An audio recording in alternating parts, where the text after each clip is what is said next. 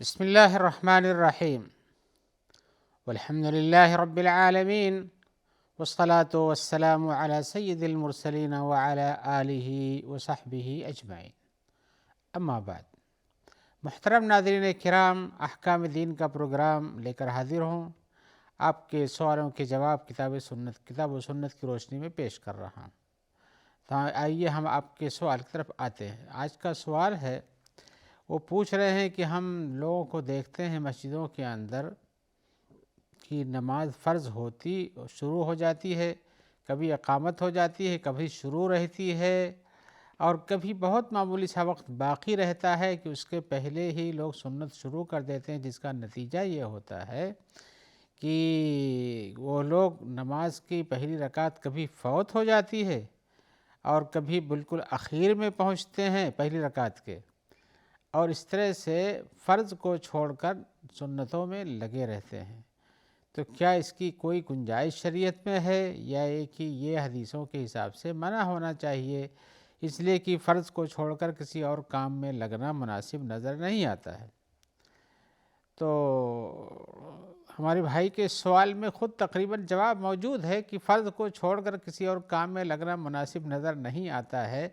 اور تقریباً یہی بات ہم آپ کو کتاب و سنت کی روشنی میں پیش کرنا چاہتے ہیں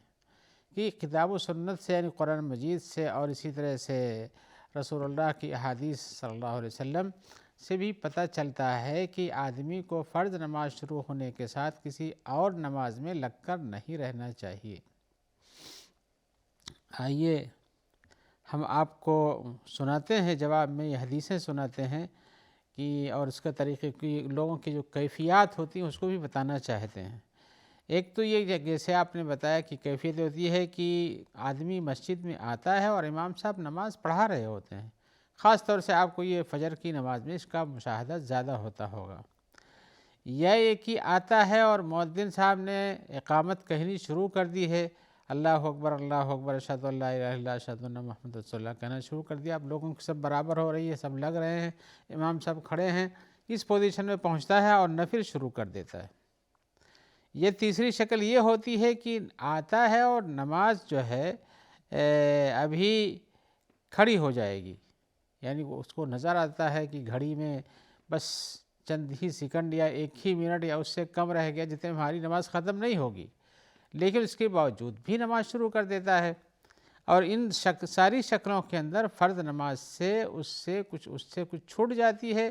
یعنی چاہے شروع کا حصہ ہی یا کہیں رکوع سے پہلے ہی پہنچ گیا تو بھی غنیمت سمجھیے، لیکن چھوٹ جاتا ہے۔ اس پوزیشن یہ ہوتی ہے کہ ایک طرف فرض کی نماز ہو رہی ہے اور دوسری طرف یہ اپنا سنتوں اور نفلوں میں لگا ہوا ہے۔ تو یہ تین شکلیں بنتی ہیں۔ اس سلسلے میں ایک حدیث جو بہت ہی فیصل ہے،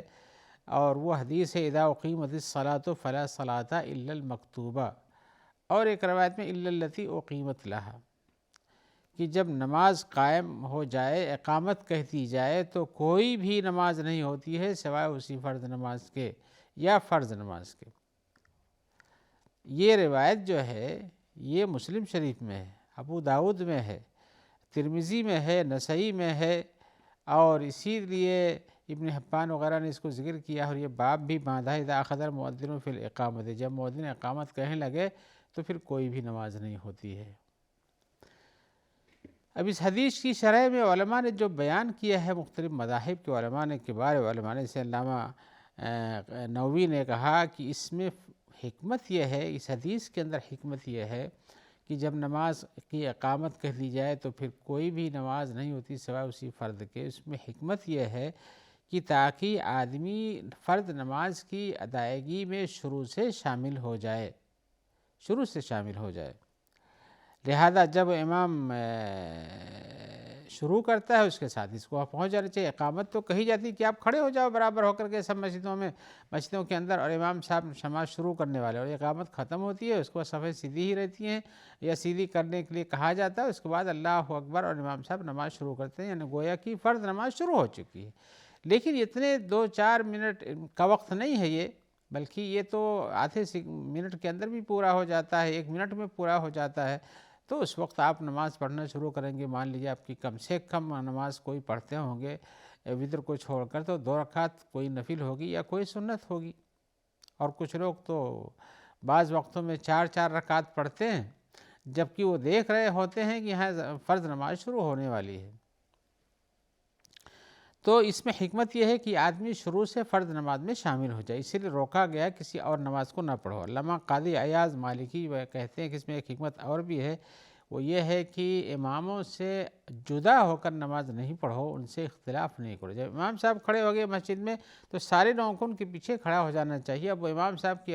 یہ تکبیرات ہیں، ان کی قرات ہے، اور سارے مقتدی ان کے پیچھے ہوتے ہیں، مقتدیوں کو الگ الگ پھر نماز پڑھنے کی گنجائش نہیں رہ جاتی ہے۔ اور کسی نے کہا کہ فلا صلاۃ کا لفظ فلا صلاۃ الا المکتوبہ، پھر کوئی بھی نماز نہیں سوائے اسی فرض کے، کہتے ہیں پھر ایسی صورت میں جب یہ لفظ ہے کہ کوئی بھی نماز نہیں ہے تو نہ کوئی نماز شروع کرنی چاہیے اور نہ کوئی نماز پڑھنی چاہیے۔ دونوں شکلوں میں یہ ہے کہ نہ کوئی نماز اس وقت پڑھنی چاہیے اس فرض کے علاوہ، اور نہ کوئی نماز شروع کرنی چاہیے۔ تو اسی صورت میں اسے پیچھے آ جانا یہ ضروری ہے، بلکہ اگر وہ پڑھتا، بلکہ اس پر علماء نے کہا کہ اس وقت جب نہیں پڑھنی چاہیے تو نہ پڑھے، چھوڑ دے، اس کے پیچھے امام صاحب کے ساتھ آ کے لگ جائے۔ اور اس میں ایک مصلحت یہ بھی ہے کہ پہلی تکبیر کا پا جانا ایک بڑی فضیلت ہے، وہ فرض نماز کی تکبیر ہے، لہذا اس کا یہ ارادہ کرنا چاہیے اور جانا چاہیے۔ البتہ یہ حکم ہوا ساری فلا صلاۃ، کوئی بھی نماز میں سوائے فرض کے، یہ حکم ساری نمازوں کے لیے ہے۔ یہاں میں ایک نقطے کی طرف توضیح کر دوں، وہ یہ ہے کہ کچھ لوگ سمجھتے ہیں کہ نہیں، ظہر میں، عصر میں، مغرب میں، عشاء میں تو گنجائش ہے کہ آدمی چھوڑ کے یا کہ پڑھے نہیں اور شامل ہو جائے، لیکن فجر کے لیے تو ایک حدیث آئی ہوئی ہے، اور فلا تو جب حدیث فجر کے لیے آئی ہوئی ہے تو اس کو پہلے پڑھ لینے کی تو ہم اس پر عمل کرتے ہیں۔ وہ حدیث میں سنا دیتا ہوں، اس کی حالت صحت وغیرہ بھی بتا دیتا ہوں آپ کو۔ وہ لوگ کہتے ہیں کہ حدیث میں آیا ہوا ہے کہ جو آدمی نماز پڑھے فجر کی تو وہ فجر کی نماز پڑھے فلا صلاۃ الا المکتوبہ الا رکعتی الفجر، یعنی اس میں کوئی نماز نہیں سوائے فرض کے، سوائے میں فرض تو حدیثوں میں ثابت ہے، لیکن دوسرا سوائے جو کہا گیا الا صلاۃ الا رکعتی الصبح، لیکن فجر کی 2 رکعت سنتیں یہ بھی جو جائز ہیں۔ میں یہ دو جو ذاتی ہے، جو استثناء ہے، یہ کہنا چاہتا ہوں کہ اس کے بارے میں علماء نے کہا کہ یہ 2 لفظ کا استثناء الا رکعتی الصبح جو ہے یہ اس حدیث میں زیادتی ہے اور اس کی کوئی اصل نہیں ہے، یعنی یہ حدیث سے صحیح سے اس کا تعلق نہیں، کچھ لوگوں نے روایت میں اس کو بڑھا لیا ہے، تو ہو سکتا ہے کسی نے اس کو مذہباً بڑھایا ہو، عقیدتاً بڑھایا ہو، لیکن پھر بھی یہ ہے کہ حدیث میں ثابت نہیں ہے۔ جو حدیث کا میں نے حوالہ دیا آپ کو کہ حدیث مسلم میں ہے، ابو داؤد میں ہے، ترمذی میں ہے، نسائی میں ہے، ابن حبان وغیرہ کے یہاں بھی ہے، من اذا اقیمت الصلاۃ فلا صلاۃ الا المکتوبہ، تو ان میں یہ زیادتی نہیں ہے۔ لیکن کسی روایت میں کہیں زیادتی کسی نے نقل کیا ہے تو میں بتانا چاہتا ہوں کہ یہ زیادتی کے بارے میں علماء نے کہا الا رکعت صبح کا جو لفظ زیادہ ہوا، کہتے ہیں یہ حقیقتاً یہ حدیث کا ٹکڑا نہیں بلکہ کسی کا اضافہ جو صحیح نہیں ہے، لہذا یہ بات کہنا درست نہیں ہے۔ اب وہ ایسی صورت میں کہ فجر کی نماز ہو یا کوئی نماز ہو ہم پڑھ رہے ہوں اور نماز کو باطل کر دیں تو یہ اچھا نہیں ہے، تو یہ اس کے بارے میں ابھی آپ کو بتاتے ہیں۔ پہلے یہ بات ہم نے بتایا کہ یہ زیادتی جو ہے صحیح نہیں ہے، لہذا فجر میں خاص طور سے جو لوگ پڑھتے ہیں شاید اسی دلیل سے استدلال کرتے ہوں، لیکن استدلال جب وہ ثابت ہی نہیں ہے تو استدلال باطل ہوتا ہے، اور باطل استدلال سے کسی چیز کو شرعی قرار دینا یہ درست نہیں ہے۔ اس کی وجہ کیا ہے، جس روایت میں یہ الا رکعتی صبح کا لفظ کا زیادتی ہے اس میں 2 راوی ایسے ہیں جن میں ایک کو تو متروک کہا گیا کہ اس کی کوئی بھی روایت قابل قبول نہیں ہے، اور دوسرے کو کہا گیا کہ یہ ضعیف ہے۔ ایک حجاج ابن نصیر ہیں فساطیتی، ان کے کہا گیا کہ یہ ضعیف ہیں، اور عباد ابن کثیر الثقفی یہ بھی ضعیف ہیں، بلکہ ضعیف ہی نہیں، ان کی روایت کوئی بھی قابل قبول نہیں ہے۔ تو جب ایسے لوگوں کی روایت میں اضافہ ہے تو ان کی روایت کو کیسے لیا جا سکتا ہے؟ رہ گیا اگر کوئی آدمی نماز پڑھ رہا تھا اور اقامت ہو گئی، اولاً تو اسے شروع نہیں کرنا چاہیے تھا دیکھ کر کے کہ وقت نہیں ہے تو نہیں شروع کریں، تاکہ فرض نماز میں سے کوئی بھی جز ہم سے چھوٹے نہیں۔ لیکن اگر کوئی شروع کیا تھا، لمبی پڑھنے لگا، یا کہ اسے احتیاط نہیں تھا یا اہتمام نہیں تھا یا جانکاری نہیں تھی، تو اس کی کیا شکل ہوگی؟ کچھ لوگوں نے کہا کہ اس کو 3 شکلیں سے بتائیں لوگوں نے۔ پہلے یہ ہے کہ اس کو ختم کر دے گا، یعنی جب شروع کیا اور نماز اقامت ہو گئی تو اس کے بعد اسے چھوڑ کر کے اقامت کے ساتھ فرض نماز میں داخل ہو جانا چاہیے۔ اس لیے کہ حدیث کا لفظ تو یہی کہتا ہے اذا اقیمت الصلاۃ، جب نماز قائم کر دی جائے، اقامت کہہ دی جائے، فلا صلاۃ، تو کوئی بھی نماز نہیں ہے سوائے فرض نماز کے۔ تو جب اس میں ایک عام لفظ ہے، کوئی بھی نماز نہیں ہے، تو اس میں سے یہ آپ کی جو سنت یا نفل چل رہی ہے یہ بھی درست نہیں ہے، اور اسی طرح سے کچھ صحابہ کرام کا عمل بھی ہے، انہی میں سے ابن ابی شیبہ نے بیان کیا ہے، ایک راوی ہیں کہ قیس ابن ابی حازم ایک صحابی ہیں، وہ ہم کو امامت کیا کرتے تھے، تو فاقام المؤذن للصلاۃ، مؤذن نے نماز کے لیے اقامت کہی، وقد صلی رکعتاً، اور یہ یعنی قیس ابن ابی حازم جو ان لوگوں کے امام تھے، وہ کہتے ہیں ان کے بارے میں کہ وہ ایک رکعت پڑھ چکے تھے، ابھی آگے جو پڑھنی تھی وہ باقی تھی۔ کیا کیا انہوں نے؟ تو جب انہوں نے نماز شروع کی تو انہوں نے چھوڑ دیا نماز کو، ثم تقدم فصلی بنا، پھر وہ چھوڑ کے یعنی ایک رکعت ہی پڑھے، اس کے بعد ختم کر دیا نماز کو، وہاں سے پھر آگے بڑھے اور ہم لوگوں کو نماز پڑھائی۔ اس سے پتہ چلتا ہے کہ اگر کوئی آدمی کسی نفل نماز میں شروع کیے ہوئے ہو یا شروع کر دیا ہے اور اقامت ہو جاتی ہے تو اسے صحابہ کرام کے عمل کے حساب سے چھوڑ کر کے فرض میں شامل ہو جانا چاہیے، اس لیے کہ حدیث کے عام لفظ سے ہی پتہ چلتا ہے کہ جب اقامت فرض کی ہو جائے تو سنت درست نہیں ہے۔ اور یہ بھی اس میں فائدہ ہے کہ بھئی اس طرح سے کر کے آدمی تکبیر اولی جس کو کہتے ہیں، تکبیر اول اللہ اکبر جس کو تکبیر تحریمہ ہم کہتے ہیں، اس کو بھی مقتدی پائے گا اور وہیں شروع ہی سے نماز میں شامل ہو جائے گا۔ اور یہی حدیث کے الفاظ سے بھی پتہ چلتا ہے کہ امام جب اذا کبر فکبروا واذا رکع فرکعوا واذا سجد فاسجدوا، جس میں رسول اللہ صلی اللہ علیہ وسلم نے تعلیم دی ہے، جب امام صاحب اللہ اکبر کہیں تو تم بھی اللہ اکبر کہو، تو اس اللہ اکبر کے ساتھ مقتدیوں کو شامل ہو جانا چاہیے۔ یہ چیز ہوئی اس طرح سے کہ آدمی امام کے ساتھ رہے اور اس کو پالے۔ دوسری بات یہ اس میں کہا کہ اگر کوئی آدمی پڑھ رہا تھا اور اقامت ہو گئی ہے تو اس کو پورا کر لے، یعنی چھوڑے نہیں، پورا کر لے، اس کے بعد سلام پھیر لے اور سلام ہو کر کے اس کے بعد جا کے مل جائے۔ اس کے لیے جو دلیل دی لوگوں نے وہ یہ کہتے ہیں قرآن مجید کی آیت میں آیا ہوا ہے وَلَا تُبْطِلُوا أَعْمَالَكُمْ، اپنے عملوں کو باطل نہ کرو، یعنی کوئی بھی نیک کام آپ کر رہے ہو اس کو کسی طرح سے خراب نہیں کیا کرو، تو کہیں یہ ایک نیک عمل ہے، پھر اس کو خراب کرنے کی کیا ضرورت ہے، اس کو پورا کر لیں گے پھر جا کے دوسرے نیک عمل میں شامل ہو جائے گا۔ یہ استدلال بہتوں کا ہے اس آیت سے، اس کو لوگ سنایا کرتے ہیں، لیکن اس سے کہ کوئی بھی عمل ہو باطل نہیں کرنا چاہیے اور اس کو صحیح رکھنا چاہیے، برباد نہیں کرنا چاہیے۔ یہ قول یہ ہے کہ جب کچھ نے کہا کہ یہ اس وقت ہے جب شروع کرنا چاہتا ہو، فرض نماز کے علاوہ کہیں شروع کیا ہو تو اس کو پڑھے تو اس کو برباد نہیں کرے، لیکن جہاں مسئلہ یہ فرض کے قائم ہونے کا آتا ہے تو حقیقتاً یہ عمل باطل ہونے کا اس وقت کی نماز کا، جو فرض نماز کے کھڑی ہو جانے کے بعد کوئی نماز پڑھتا ہے اس میں حقیقتاً حکم تو حدیث ہی کا لگ رہا ہے، فلا صلاۃ الا المکتوبہ، جب اقامت کہہ دی جائے تو کوئی بھی نماز درست نہیں ہے سوائے فرض نماز کے، تو حدیث ہی اس نماز کو باطل کرتی ہے جس کو آپ کہتے ہیں کہ باطل نہیں کرنا چاہیے اس آیت کی بنیاد پر۔ تو اس آیت سے مراد یہ ہے کہ کوئی یہ مراد نہیں ہے کہ آپ اس سے اس نماز جس کا حکم دیا گیا کہ ایسا کرو اس کو باطل کر رہے ہیں، جس کو آپ پڑھ رہے تھے اس کو باطل کر رہے ہیں، بلکہ اور کسی کاموں کو گناہوں سے باطل نہیں کیا کرو، گناہوں کے ذریعے گناہ کر کے، لیکن یہ گناہ تو یہ حدیث پر عمل ہوا تو گناہ کیسے ہو جائے گا؟ اور کچھ لوگوں نے کہا کہ نہیں، اس ایسے آدمی کی جو فرض نماز کی اقامت کے بعد وہ نماز پڑھ رہا تھا پہلے سے یا اس کی ابھی ختم نہیں ہوئی ہے، ایک ہی رکعت یا اس سے کچھ کم و بیش پایا ہے یا ایک رکعت پا چکا ہے، تو اس میں تفصیل کیا ان لوگوں نے؟ تفصیل یہ کیا ہے کہ جب وہ پہلی رکعت پوری کر چکا ہو،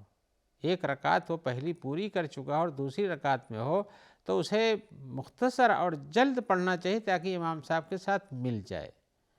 یہ کہا لوگوں نے۔ اور اس پر بہت سارے لوگ کہتے ہیں کہ ہم اسی پر عمل کر رہے ہیں، اسی تیسرے جواز کے سلسلے میں جو کہا کہ لوگوں نے کہا کہ یہ ہو سکتا ہے، اس کی دلیل اندازے سے ہم بتانا چاہتے ہیں وہ یہ ہے کہ حدیث میں آیا ہوا کہ جس نے ایک رکعت پڑھ لیا تو اس نے نماز کو پا لیا، یعنی ایک رکعت پا جانے سے اس پر نماز کے پا لینے کا حکم بن جاتا ہے، لہذا جب ایک رکعت پڑھ لیا تھا دوسری رکعت پوری کر کے اس کو مکمل کر دے گا۔ لیکن اگر اس نے ایک رکعت نہیں پایا، بلکہ پہلی ایک رکعت پوری نہیں کیا تھا، دوسری رکعت شروع ہی نہیں کیا تھا، پہلی ہی رکعت میں تو اقامت ہو گئی، تو یہاں تو یہ کہہ سکتے اس نے ایک رکعت بھی نہیں پایا ہے۔ تو جب ایک بھی رکعت نہیں پایا ہے تو اس کی کوئی نماز وہاں نہیں ہے، اس لیے کہ اس نماز کا اس رکعت کا شمار تو اس وقت ہوگا جب آدمی پوری رکعت پڑھ لے، اور اگر ایک رکعت بھی نہیں پایا اور اقامت ہو چکی تو اس کو پھر وہاں سے اسے چھوڑ کر کے مل جانا چاہیے۔ اور اگر وہ دوسری رکعت میں ہے تو ان کے اس قول کی مناسبت سے وہ جلدی سے پوری کر کے مختصر سی پڑھ کر کے شامل ہو سکتا ہے۔ لیکن یہ مسئلہ کہ ایک رکعت پوری ہو تب وہ شامل ہو سکتا ہے مکمل کر کے، اور یہ ایک رکعت کی، اور ان لوگوں کا قول جنہوں نے کہا کہ ایک رکعت کامل ہو یا نہ ہو اسے چھوڑ دینا چاہیے، اس میں راجح بات یہ کہ اگر واقعی حقیقت میں آدمی تشہد میں بیٹھا ہے یا آخری سجدے میں ہے تو یہ ظاہر ہے کہ وہ رکعت کو پا سکتا ہے۔ لیکن جو لوگ پہنچتے ہیں مسجد میں اس حال میں کہ امام صاحب پہلی نہیں دوسری رکعت میں ہوتے ہیں اور وہاں لوگ سنتیں پڑھنا شروع کر دیتے ہیں، اس کے لیے تو کوئی بھی دلیل نہیں بنتی ہے، اس لیے کہ اقامت نہیں، نماز شروع ہو چکی ہے، اقامت صلاۃ کی بات ہی نہیں، نماز شروع ہو چکی ہے۔ اور یہ بھی ہے کہ دوسری رکعت میں آپ سنت پڑھنا شروع کریں تو آپ کی دوسری رکعت بھی امام صاحب کی چھوٹ سکتی ہے، تو امام صاحب کی تو کوئی بھی رکعت نہیں پا سکتے ہیں۔ اگر آپ امام صاحب کے ساتھ آخری درجے میں بیٹھے، تشہد میں بیٹھے، تو وہ آپ کی رکعت شمار نہیں ہوتی ہے، لہذا وہ تو نماز چھوٹنے کے برابر درجہ ہو جاتا ہے، لہذا اس سے بچنا چاہیے۔ اور آدمی سلام پھیرنے کے لیے اگر وہاں نماز جو چھوڑتا ہے سلام پھیرے گا نہیں، بلکہ ایسے ہی نماز کو وہیں سے چونکہ ختم ہو چکی ہے حکمی طور پر، لہذا آ کر کے امام صاحب کے ساتھ مل جانا چاہیے۔ اس میں مزید کچھ تفاصیل ہوتی ہیں تھوڑی بڑی، لیکن ہم ان کی تفسیروں میں نہیں جانا چاہتے، صرف یہ بتانا چاہتے ہیں کہ جب نماز فرض کی اقامت ہو جائے تو اس وقت کوئی نماز شروع نہیں کرنا چاہیے، اور اگر آپ پہلے سے پڑھتے ہیں تو نماز فرض کی اقامت کے بعد حدیث میں جیسے میں نے بتایا مسلم شریف کی حدیث ہے، آپ کو آ کے شامل ہو جانا چاہیے۔ اور اگر آپ 2 رکعت میں تھوڑی سی باقی بچی ہے تو بقول علماء کی جو تفصیل دیا ہے اتنے کی گنجائش ہے کہ آپ جلدی سے اس کو مکمل کریں، جیسے آخری سجدہ ہو، دوسرا سجدہ یا پہلا سجدہ ہو، تشہد باقی ہو تو آپ مکمل کر کے امام سے ساتھ مل جائیں۔ جبکہ عام وہ لوگوں نے کہا ہے کہ حدیث کا لفظ تو مطلقاً اس کا انکار کرتا ہے کہ جیسے اقامت ہوئی آپ کی کوئی نماز اس وقت درست نہیں ہوتی ہے۔ لوگوں کو اللہ تعالیٰ اچھی سمجھ عطا فرمائے تاکہ نمازوں کے بارے میں جو مسائل ہیں ان کو صحیح سمجھیں اور اس سے استفادہ کریں اور اسی پر عمل کریں۔ آئیے ہم اسی جواب کے ساتھ اس کو ہم نے قدر تفصیل سے پیش کیا، امید کرتے ہیں کہ اللہ تعالیٰ آپ کو جزائے خیر دے گا، اس پر عمل کریں، دوسروں کو بھی کرائیں، اور ان لوگوں کے لیے دعا کریں جو آپ تک اس پروگرام کی پہنچانے میں مددگار ثابت ہوتے ہیں۔ اللہ تعالیٰ سب کو اچھی توفیق دے۔ والسلام علیکم ورحمۃ اللہ وبرکاتہ۔